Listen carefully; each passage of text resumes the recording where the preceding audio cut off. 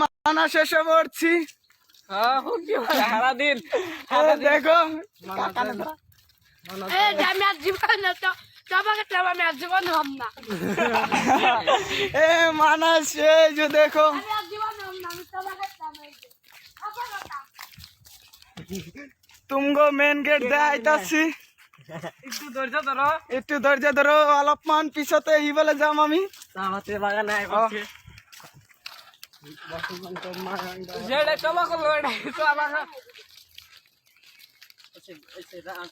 এ দেখো আমরা ব্যক্তি এখানের ব্যক্তি আমরা বন্ধু বন্ধু আপনি কিছু বক্তব্য দেন।